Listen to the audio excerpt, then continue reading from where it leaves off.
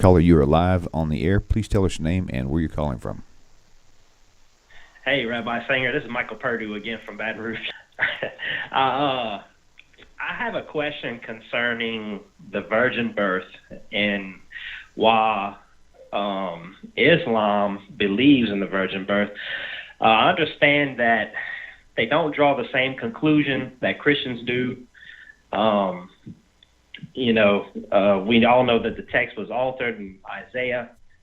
But why do they get this assumption when it's written in the Quran? Why do they believe it? Yeah. So was it something? That's a very interesting question, and thank you. And I'm going to answer that. Okay, Michael, go ahead and hang up now. You can tune in for your Okay, thank you. All right. So obviously, we have no other texts from the 7th century to tell us anything. I don't have sources that no one else does. I don't have like secret manuscripts that no one else does.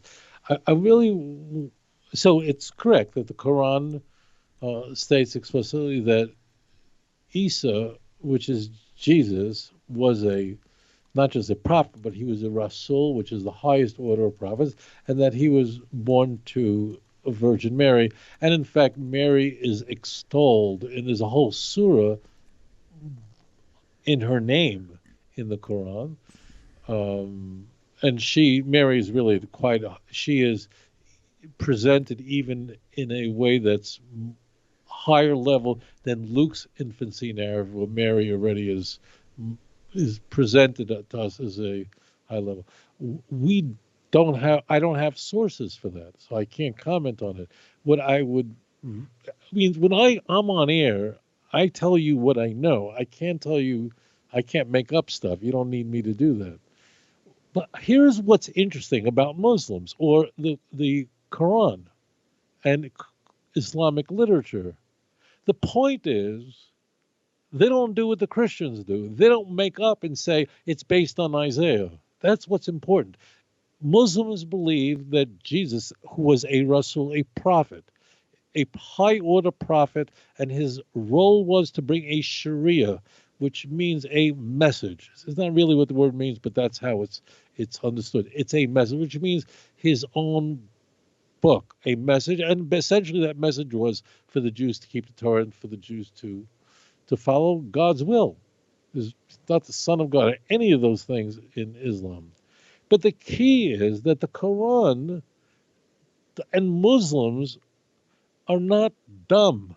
They know that the Christians raped Isaiah 7:14 in Matthew 1:23, and they continue to hang on to that. And so people often remark about Judaism and Islam having very, very striking similarities.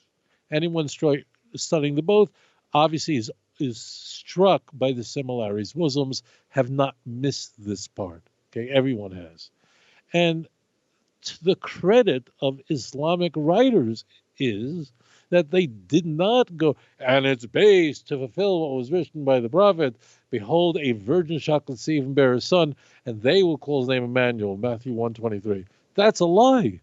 So if Muslims believe, based on their faith, because Muslims believe the Quran is the word of God, so that's it, but they don't engage in the criminal behavior. I know I'm using strong words, but this needs to be said.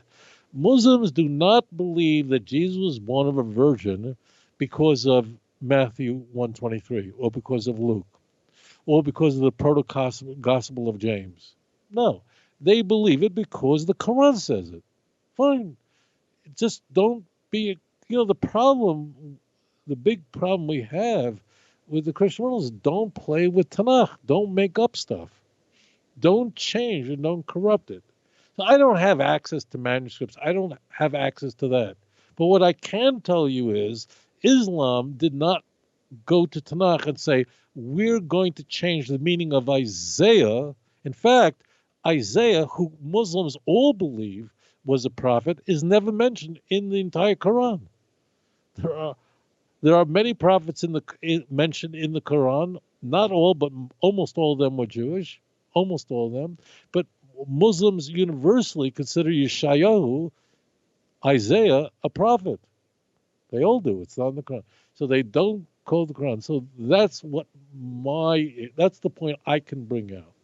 The point is, they know, and they're not idiots. And not only that, Arabic and Hebrew are very, very close. They're Semitic languages that are very, very well related. And that's the point to focus on, in my view.